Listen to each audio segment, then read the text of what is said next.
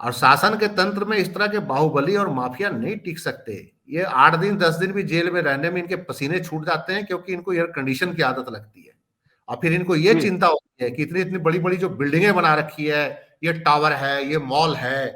पटना में ऐसे कई माफियाओं के मॉल और टावर हैं। जी जी जी जी, खर्च जानते ना हैं हो जाए, जानते हैं। ताला ना लग जाए देश के लिए। जो आज जो ये खर्चीला चुनाव हुआ, आज जो आपको रैलियों में करोड़ों करोड़ खर्च करना पड़ रहा है, इसलिए कि आपने डेवलपमेंट मॉडल को छोड़ दिया। आपने जनता के लिए काम ही नहीं करना है। आप तो चुनाव में जीत के जाते हो एक बंगला के लिए, ठेकेदारी के लिए, पैसा कमाने के लिए। चुनाव में एक बार 15 करोड़ खर्च कर देते हो कि ये 10 दिन का मेरा बजट है 15 करोड़।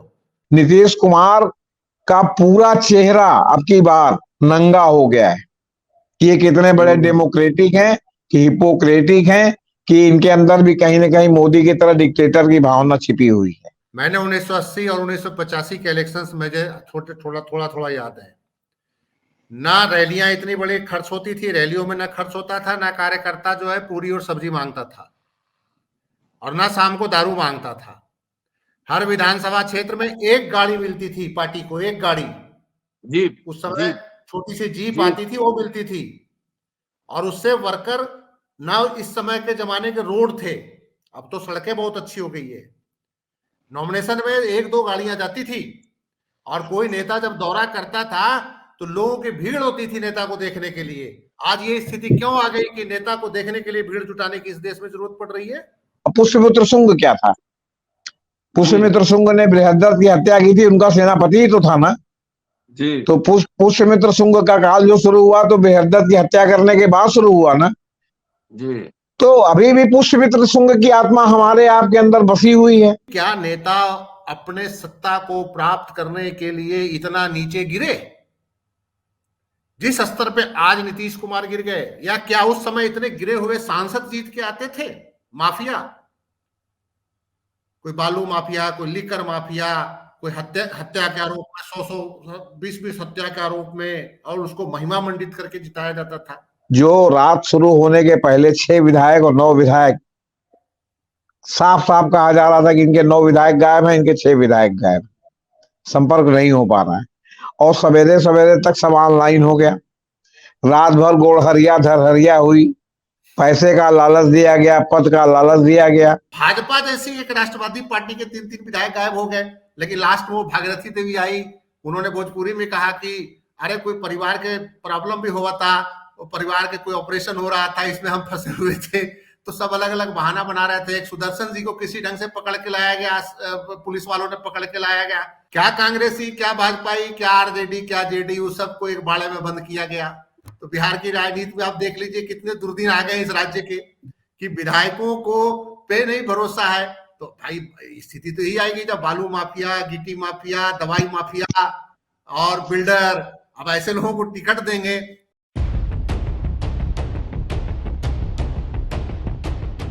ऐसे ही कोई बेवफा नहीं होता, कुछ तो मजबूरियां रही होंगी। पार्ट 2, चर्चा बिहार की राजनीति पे पुनः। कल परसों राहुल गांधी भारत जोड़ो न्याय यात्रा में वहां पे रहेंगे। अगर फर्ज कीजिए कि फिर नीतीश कुमार पलटी मार के इंडिया गठबंधन में आना चाहे, तो इंडिया गठबंधन को क्या करना चाहिए? एक नैतिक सवाल छोड़ता हूं। क्या राजनीतिक दलों ने जन नेता बनाना बंद कर दिया है?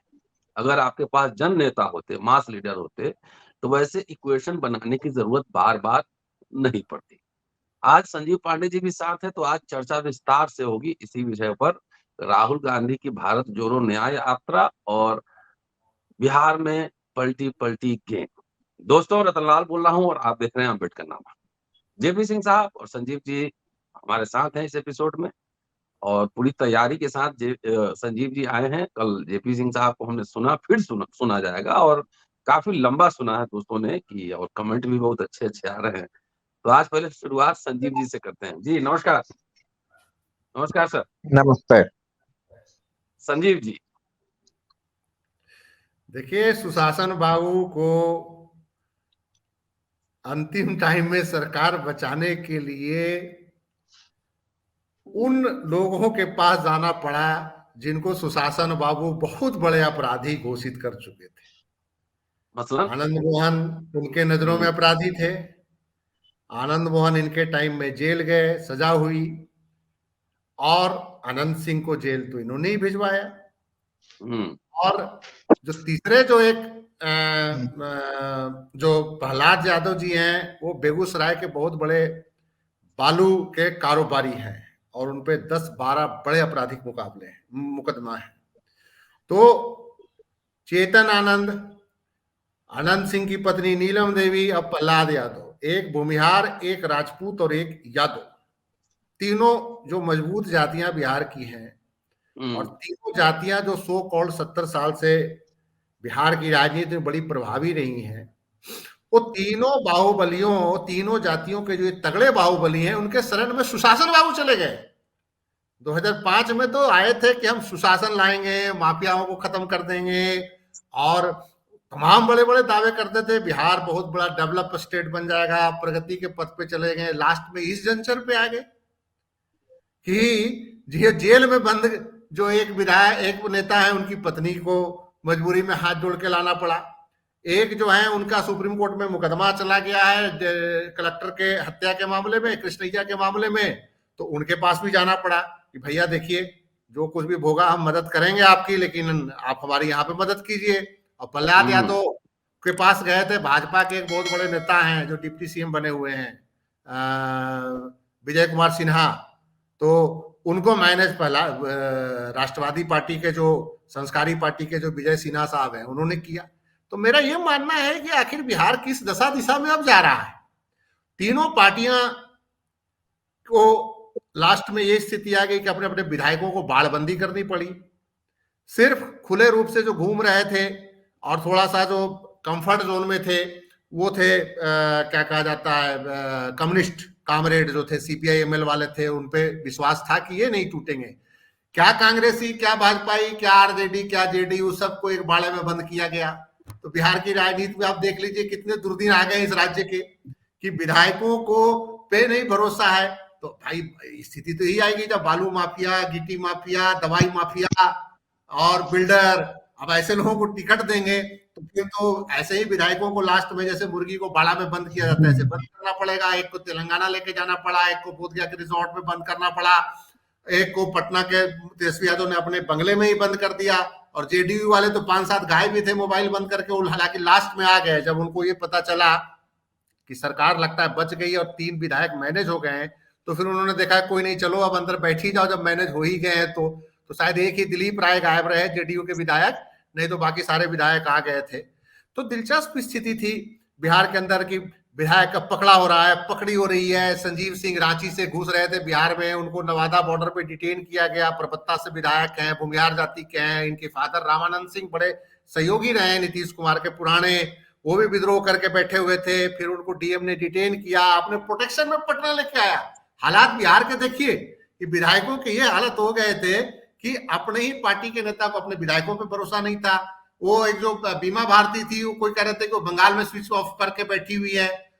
भाजपा जैसी एक राष्ट्रवादी पार्टी के 3-3 विधायक गायब हो गए, लेकिन लास्ट में वो भागीरथी देवी आई, उन्होंने भोजपुरी में कहा कि अरे कोई परिवार के प्रॉब्लम भी हुआ था, परिवार के कोई ऑपरेशन हो रहा था, इसमें हम फंसे हुए थे। तो सब अलग अलग बहाना बना रहे थे। एक सुदर्शन जी को किसी ढंग से पकड़ के लाया गया, पुलिस वालों ने पकड़ के लाया गया। रात में चेतन आनंद को जिस ढंग से रेस्क्यू किया गया तेजस्वी यादव के आवाज से, हाँ, मतलब कि जिस ढंग से उनके छोटे भाई ने एक आवेदन दिया कि मेरा भाई किडनैप्ड है। दिलचस्प बात थी कि उससे पहले एक वीडियो आया था, तेजस्वी यादव बैठे हुए थे, साथ में एक विधायक गिटार बजा के गाना गा रहे थे और उनके भाई बड़े मगन होकर सुन रहे थे जिनको किडनैप कर लिया गया था।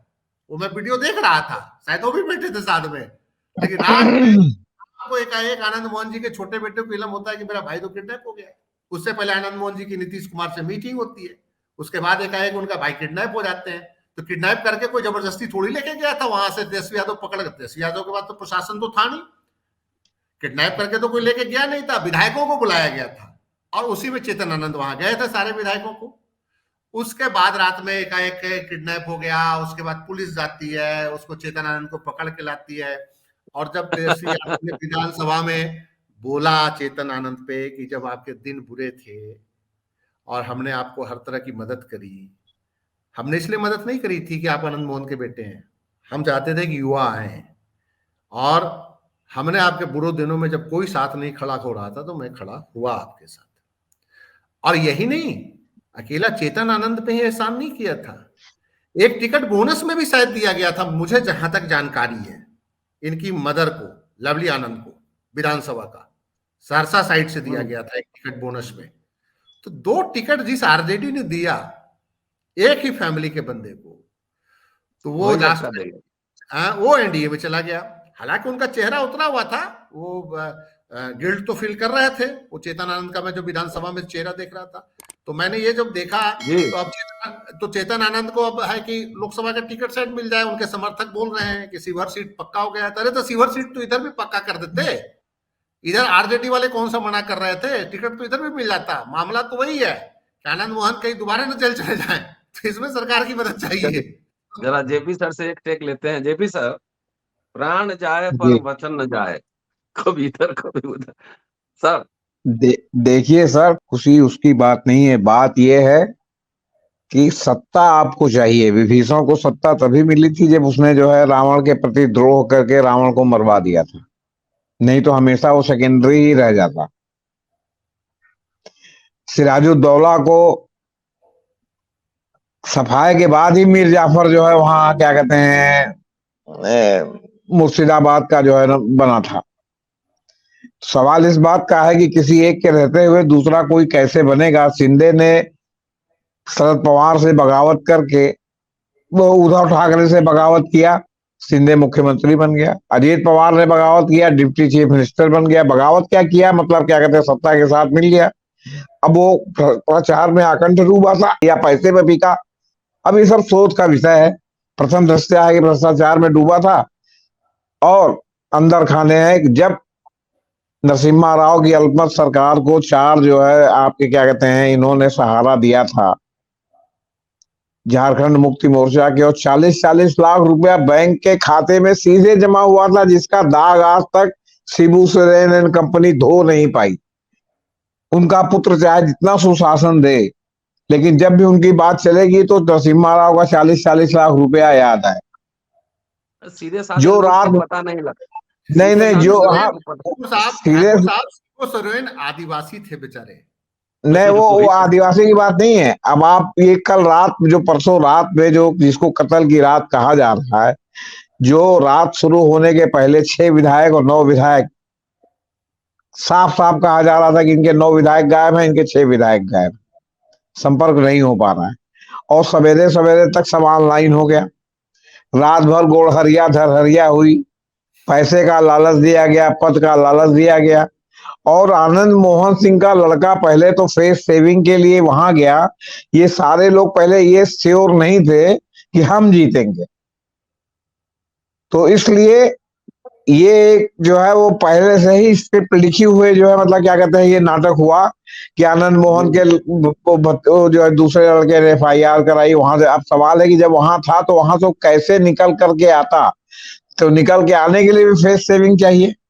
और सवेरे तक अपने घर पर था, पुलिस ले जाके उसको घर छोड़ाई, और वहां उनको पता चल गया कि अब बहुमत हमारे साथ आ गया है, वो पलटी मार गया।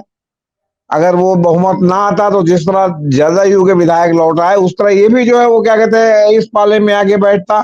तो यहाँ तो दोनों हाथ में लड्डू की राजनीति चल रही। चौधरी चरण सिंह, जिनका आज बहुत गुणगान हो रहा, बड़े भारी जो है क्या कहते हैं कृषि नेता थे, अगर उन्होंने बगावत नहीं की होती जनता पार्टी से, या उससे अलग नहीं हटे होते, या वो संजय गांधी के चक्कर में नहीं पड़े होते, तो न जनता पार्टी टूटती, न चरण सिंह प्रधानमंत्री बनते। चंद्रशेखर प्रधानमंत्री बने तो बीपी सिंह को टीच करके बने। चंद्रशेखर भी तोड़ करके जो है क्या कहते हैं बने, और कांग्रेस के सहायता से बने। और कांग्रेस ने जो है कुछ दिन बाद नीचे से जो है क्या कहते हैं वो पैर के नीचे से जमीन खींच ली, तो जो है वो भूतपूर्व हो गए। आपसे बता रहे कहने के लिए हो गया कि चरण सिंह भी प्रधानमंत्री थे और चंद्रशेखर भी प्रधानमंत्री थे, तो बने कैसे? बने तो जो है वो क्या कहते हैं जिस गठबंधन जिस पार्टी में थे उसको तोड़ करके, उस गठबंधन को तोड़ करके, और मतलब तब बने थे ना। तो कुल मिला के कहीं ना कहीं तो विभीषण बने थे या मीर जाफर बने थे कि नहीं बने थे? कोई नीतिगत और सिद्धांतगत इनकी लड़ाई थी। जिस चौधरी चरण सिंह ने इंदिरा गांधी को अरेस्ट कराया था, वही इंदिरा गांधी और संजय गांधी के उसके चक्कर में पड़ करके, और जो समाजवादी जो है बहुत बड़े इंदिरा गांधी के विरोधी थे, मधु लिमा एंड कंपनी, वो जो है उनके जो है वो क्या कहते हैं मुख्य जो है वो थे, सलाहकार थे चौधरी चरण सिंह के। और ये टूट करके ये जो है उधर बन गए, मोरारजी देसाई और उनको डिश कर दिया, उधर बीपी सिंह को इन्होंने डिश करके जाके उधर बन गए। तो ये लगातार यहाँ इस तरह का इतिहास जो है हमारे भारत में रहा है कि जब लोगों ने गद्दारी करके जो है सत्ता की मलाई चापी है, वो चाहे आधुनिक भारत में हो, चाहे प्राचीन भारत में हो। पुष्यमित्र शुंग क्या था? पुष्यमित्र शुंग ने बृहद्रथ की हत्या की थी, उनका सेनापति ही तो था ना जी तो पुष्यमित्र शुंग का काल जो शुरू हुआ तो बृहद्रथ की हत्या करने के बाद शुरू हुआ ना। जी तो अभी भी पुष्यमित्र शुंग की आत्मा हमारे आपके अंदर बसी हुई है, मौका मिलने की बात है। यही जो आपके क्या कहते हैं मतलब नीतीश कुमार के साथ जो लोग गए या जो नहीं गया, नीतीश कुमार ने जो किया वो किसी से छिपा हुआ है क्या? सुशासन बाबू बने थे, पलटू बाबू बन गए, और अब जो है उसकी राजनीति कर रहे हैं, क्या कहते हैं बदले की राजनीति कर रहे हैं। बीमा भारती का जो है वो हस्बैंड और लड़का जो है आर्म्स एक्ट में, और जो कि वो कह रहे हैं कि हमारे पास लाइसेंस है, हम कह रहे हैं हम नहीं मानेंगे। उसी तरह नहीं मानेंगे जैसे आपकी दाहिनी आंख बाई आंख से छूटी है। आप कहें नहीं हमारी बराबर है, कहें नहीं हम नहीं मानते, तो वो जो है लाइसेंस नहीं मान रहे हैं। अब तो कोर्ट में जाएगा तब मामला ना, उसके पहले मान मनोबल, गेटिंग सेटिंग, सुबह का भूला शाम को लौटा, इस तरह के सब जुमले का इस्तेमाल हो रहा है। जिस तरह की विंडिक्टिव पॉलिटिक्स चल रही है, तो जब कुल मिला के जब मामला सब सही हो गया तो आप किसी से किसी के खिलाफ एफआईआर लिखवा दीजिए।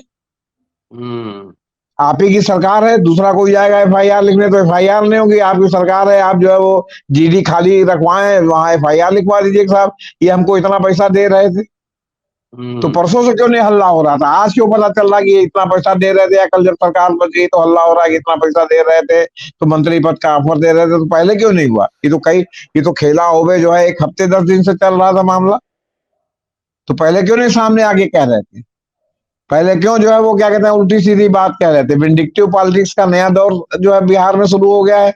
नीतीश कुमार का पूरा चेहरा अब की बार नंगा हो गया है कि ये कितने बड़े डेमोक्रेटिक हैं, कि हिपोक्रेटिक हैं, कि इनके अंदर भी कहीं ना कहीं मोदी की तरह डिक्टेटर की भावना छिपी हुई है।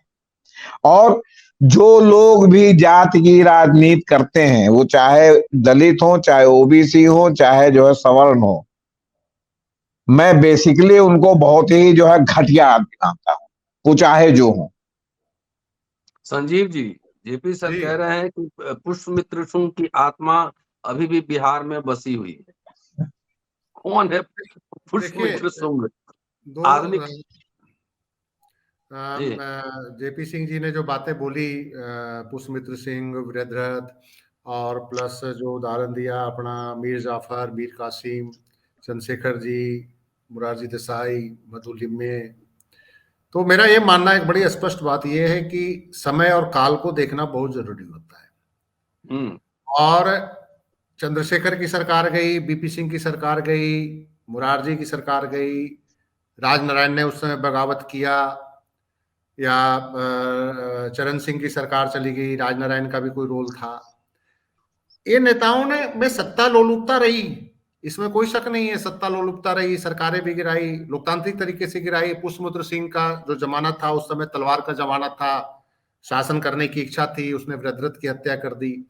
और राजतंत्र में सामान्य रूप से हत्याओं का एक बड़ा परंपरा रहा है, और उसमें चाहे क्या हिंदू राजा हो, क्या मुसलमान राजा हो, ये आप मुगलों का देख लीजिए या उससे पहले सल्तनत काल को देख लीजिए, इस तरह की हत्याएं होती रही है। कभी दरबारी हत्या करता रहा है, कभी पुत्र ही रगड़ देता है, अपने पिता को रगड़ता रहा। मुगलों में औरंगजेब ने जो शाहजहां से व्यवहार किया सारों को पता है। लेकिन एक डेमोक्रेटिक सेटअप में हमें ये देखना बहुत जरूरी होगा कि जो 1990 के दशक में जो राजनेता थे, सत्ता प्राप्त करना उनकी भी सत्ता लोलुपता रही होगी। सत्ता, प्रधानमंत्री बनने की अहम इच्छा नेहरू की भी थी, प्रधानमंत्री बनने की अहम इच्छा इंदिरा गांधी की भी रही, तमाम नेताओं की रही, बीपी सिंह की भी रही, चंद्रशेखर की भी रही।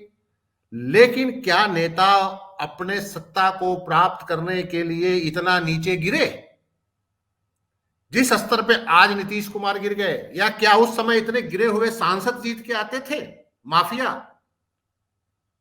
कोई बालू माफिया, कोई लिकर माफिया, कोई हत्या के आरोप में 100-100 20-20 हत्या के आरोप में, और उसको महिमा मंडित करके जिताया जाता था।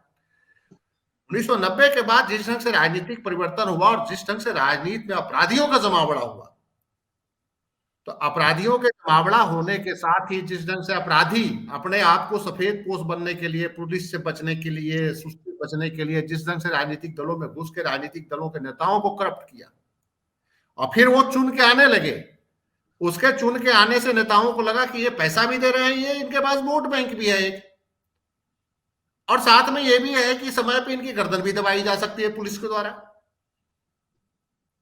और ये आज आपको नजर आ रहा है। आनंद मोहन के प्रोडक्ट हैं, 1990 के प्रोडक्ट हैं। लालू विरोध की राजनीति करते थे। मधेपुरा सहरसा में यादवों और राजपूतों का संघर्ष था, तो उसमें एक रॉबिन हुड के रूप में उभरे थे, और जातीय संघर्ष में उभरे। फिर अलग अलग तरह के इन्होंने अपराध की जगत में आए, इन पे कई आपराधिक मामले दर्ज हुए, और आइडियोलॉजिकल विमर्श इनका क्या था? लालू के विरोध में खड़ा हुए, फिर लालू से मिले, फिर नीतीश से मिले, फिर लालू से मिले, फिर नीतीश से मिले। अगर उनका 5-20 साल का दौर देखा जाए तो आनंद मोहन यही घूमते रहे। फिर बीच में बिहार पीपुल्स पार्टी भी बनाया था। कहते हैं कि लालू यादव के कहने पे उन्होंने बिहार पीपुल्स पार्टी बनाया था, क्योंकि लालू यादव चाहते थे कि अगले के वोटों में कुछ डिवीजन हो और लालू यादव का सत्ता बरकरार रहे। नीतीश के साथ भी गठबंधन हुआ, नीतीश से इनकी अदावत हो गई, जेल चले गए। आपको याद होगा पटना जंक्शन पे इनके साथ हाथापाई हुई थी, एक बिहार पुलिस के ऑफिसर थे कुंदन कृष्णन, उनके साथ, जब इनको लाया जा रहा था बिहार में कस्टडी में। तो ये सारी परिस्थितियों को देखने के बाद आज उसी नीतीश कुमार के पास चले गए। क्यों गए? अगर इनका कोई आइडियोलॉजिकल कमिटमेंट होता तो नीतीश कुमार के साथ नहीं जाते, क्योंकि आइडियोलॉजी नहीं है, दोबारा जेल जाने का डर है, इसलिए नीतीश कुमार के साथ गए हैं। और ये डील कोई निचले राज्य स्तर पे नहीं हुई है, कुछ ना कुछ इंश्योरेंस इनको दिल्ली से भी मिला है। क्या आपका ख्याल रखा जाएगा? आप चिंता न कीजिए, आपको क्योंकि नीतीश कुमार की इतनी स्थिति मजबूत नहीं है कि वो आनंद मोहन का ख्याल रखेंगे सिस्टम में। जो भारत सरकार अगर चाहेगी तभी ख्याल होगा उनका, इस बात को आनंद मोहन से जानते हैं। और जो दूसरे जो हैं, जो एक जाति विशेष के बहुत बड़े रॉबिन हुड हैं, अनंत सिंह, जेल में बंद हैं अभी भी लंबे समय से। उनकी अहम इच्छा है कि हम जेल से बाहर निकले। आरजेडी ने उनको महागठबंधन से टिकट भी दिया था, आपको याद हो तो, मुंगेर से ललन सिंह के खिलाफ। और इनके काफिले पे हमला हो गया था, तो बहुत कहे कि ललन सिंह ने मेरे साथ ये ज्यादती करी, उन्होंने मेरे साथ ये ज्यादती करी। आनंद सिंह की पत्नी बोलती रही। ये विधायक बन गए, पत्नी को लोकसभा दिया, लेकिन आज कौन सी मजबूरी थी कि वो दोबारा एनडीए के गठबंधन में चले गए? मामला सिर्फ टिकट तो नहीं है, टिकट तो इधर फिर महागठबंधन में उनको मिल जाता, लेकिन मसला यही था कि फिल्टर करने, ऐसे लोगों को फिल्टर करने की भी तो जरूरत है ना, कि जैसे हेमंत शर्मा उधर है, अशोक चौहान उधर, कांग्रेस ने कैसे लोगों को पाला है कि जो रात दिन इधर से उधर पलटा पलटी करते रहते हैं। तो आरजेडी को भी तो सोचना पड़ेगा ना कि कैसे लोगों को टिकट दें। देखिए, तेजस्वी यादव ने कल जब विधानसभा में ये बोला कि हम आनंद मोहन के कारण इनको टिकट नहीं दिया था, मैंने एक युवा थे, बिहार के विकास की बात करते थे, यहां पे तेजस्वी यादव झूठ बोल रहे थे, 100% झूठ बोल रहे थे। उन्होंने टिकट चेतन आनंद को इसलिए दिया था कि वो आनंद मोहन के बेटे थे।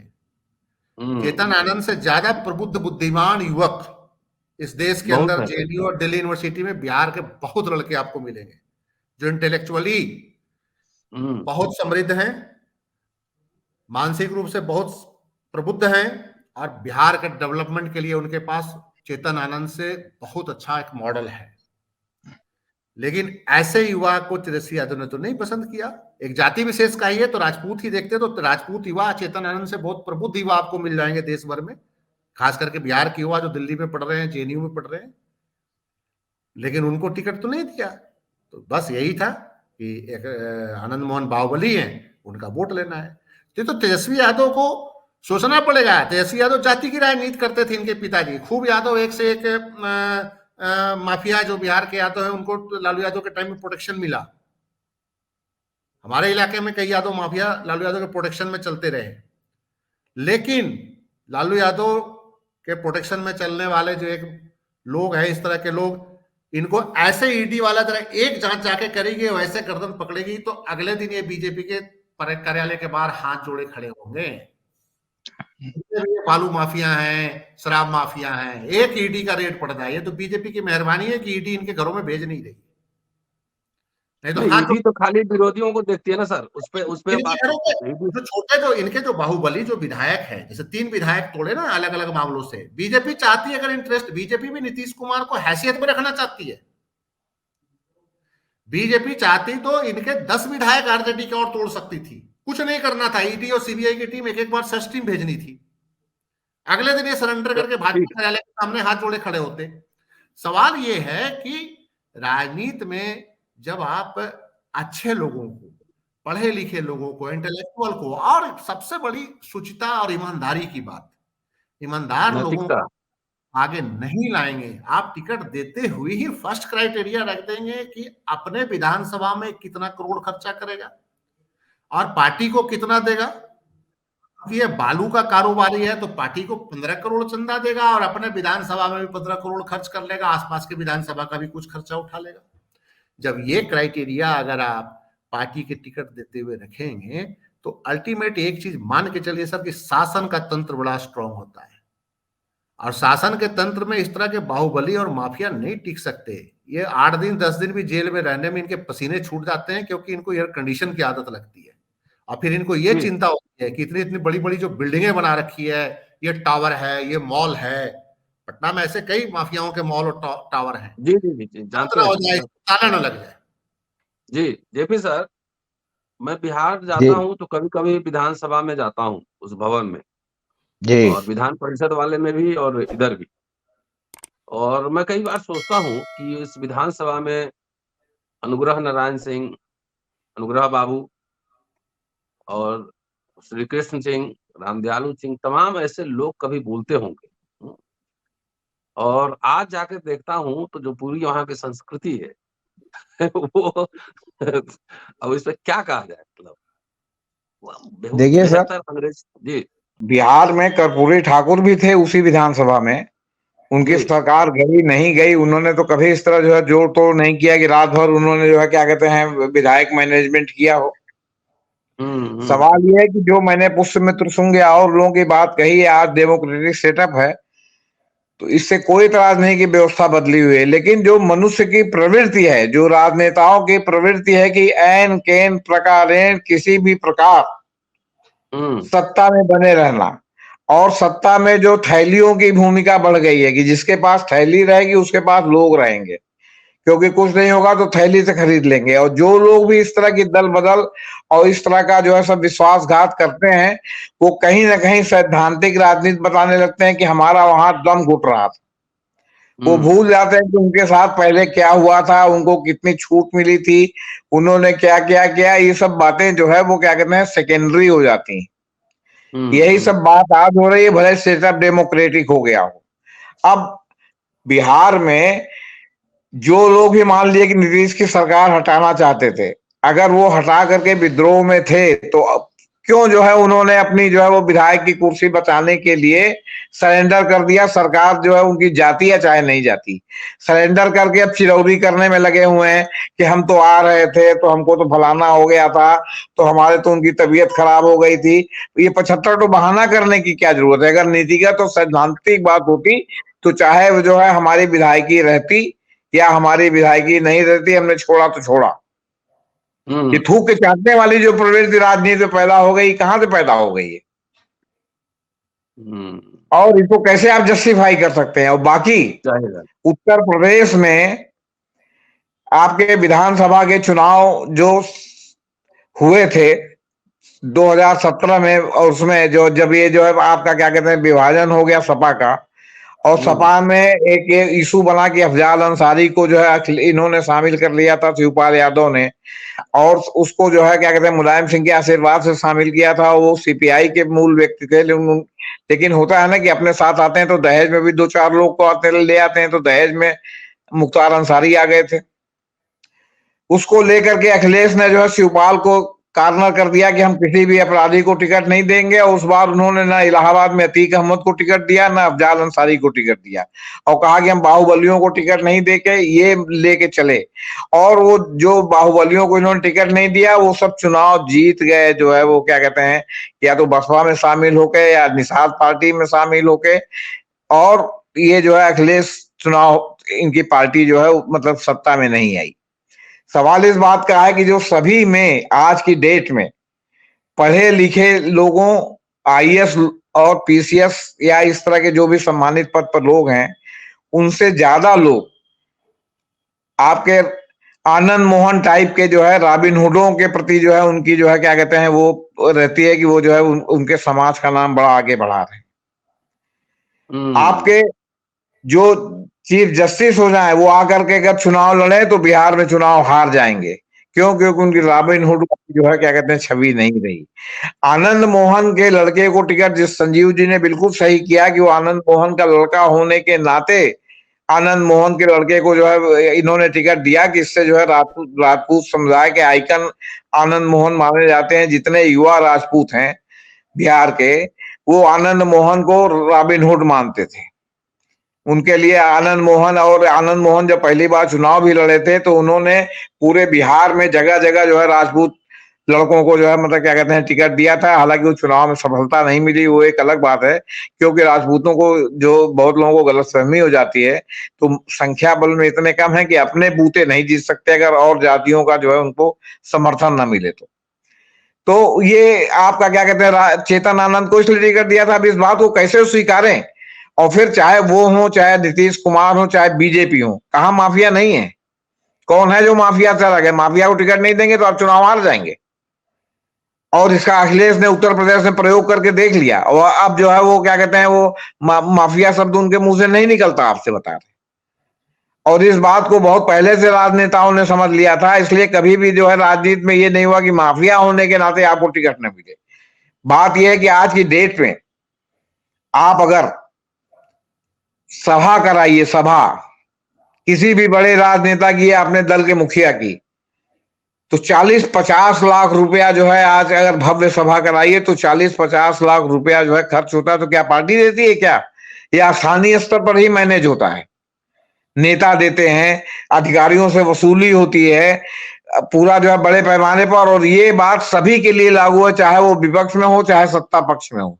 और नहीं तो आपको नुक्कड़ सभा संबोधित करना पड़ेगा। तो नुक्कड़ सभा आप संबोधित करेंगे तो जो है गोदी मीडिया लेके उड़ जाएगी, कह रहे इनकी तो सभा सड़क पर हुई तो इसमें कोई आया नहीं। आपको भव्य पंडाल भी चाहिए, पूरी गैलेक्सी नेताओं की उस पर खड़ी होनी चाहिए, पूरा बैरिकेडिंग चाहिए। इस सब में 50 लाख रुपया आज की डेट में 40 लाख 50 लाख रुपया लग रहा है। किसके पास है इतनी हैसियत की उत्तर प्रदेश में 80 जिले में या बिहार के उतने जिलों में जा करके और हर जगह जो उतना जो है मतलब क्या कहते हैं भारी भरकम प्रोग्राम करके आखिर राहुल गांधी बस के ऊपर से क्यों संबोधित कर रहे हैं? रेयर ऑफ द रेयरेस्ट में जो है कहीं उनके लिए पंडाल लग रहा है, नहीं बाकी बसे बसे खड़े होकर संबोधित कर रहे हैं चाहे जितनी भीड़ हो।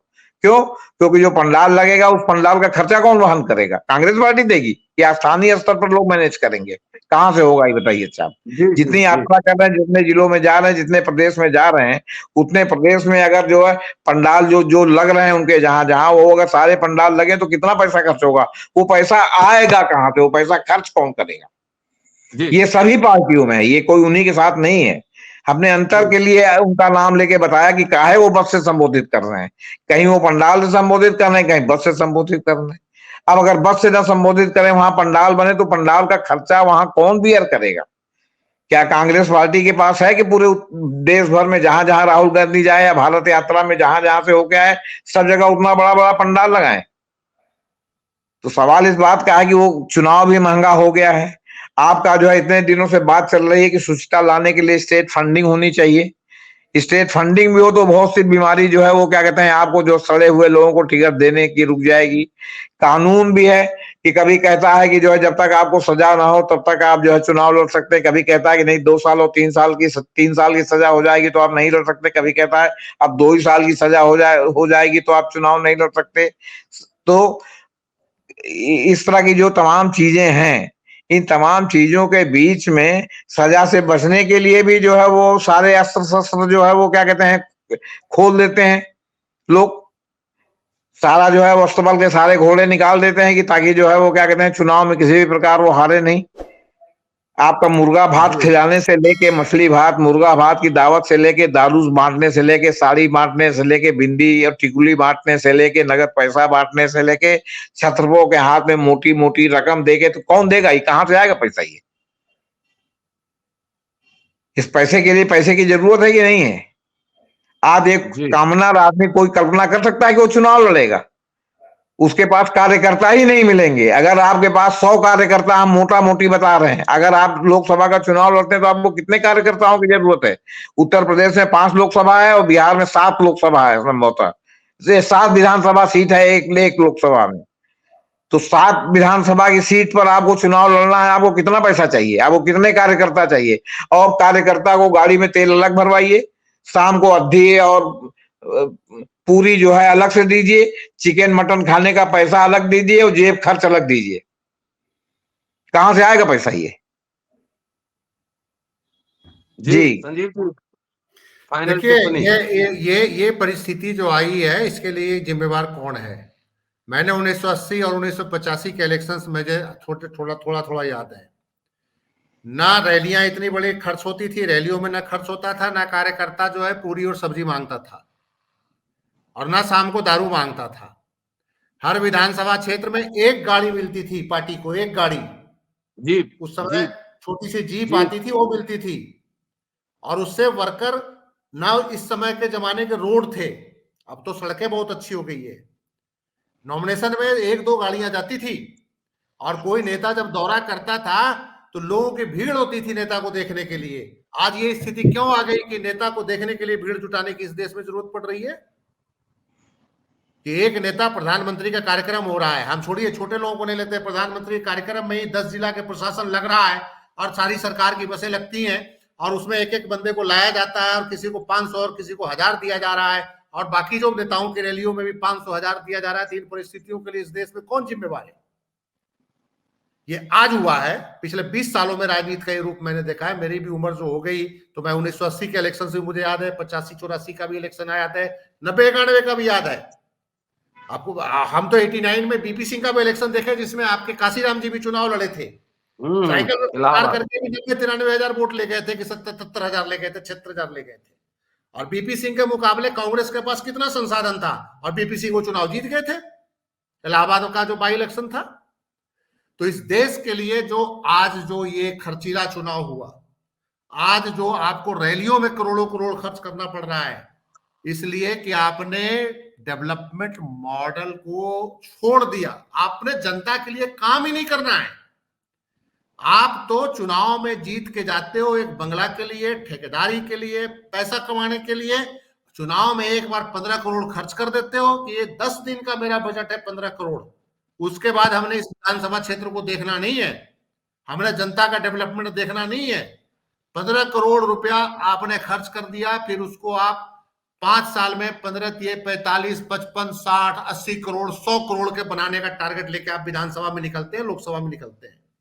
तो फिर ये नौबत आ गई। जनता भी अब जानने को इच्छुक नहीं है, वो कहती है कि इनको क्या सुनना। पहले कोई मुख्यमंत्री का दौरा किसी इलाके में होता था तो लोगों की भीड़ होती थी कि हम देखें कि हमारा मुख्यमंत्री कैसा है, कितना अच्छा काम कर रहा है। आज मुख्यमंत्रियों को कोई देख कर राजी नहीं है। किसी भी राज्य में चले जाइए, भीड़ जुटाना पड़ता है। ये जो सारी स्थिति जो बना दी इस देश के नेताओं ने, पॉलिटिकल पार्टियों ने, तो ये स्थिति को आना ही था, मेरा ये कहना है। जी चलिए, आप दोनों का बहुत बहुत शुक्रिया, और जल्दी मिलता हूँ अगले एपिसोड में। शुक्रिया, शुक्रिया जेपी सर, शुक्रिया संजीव जी, थैंक यू।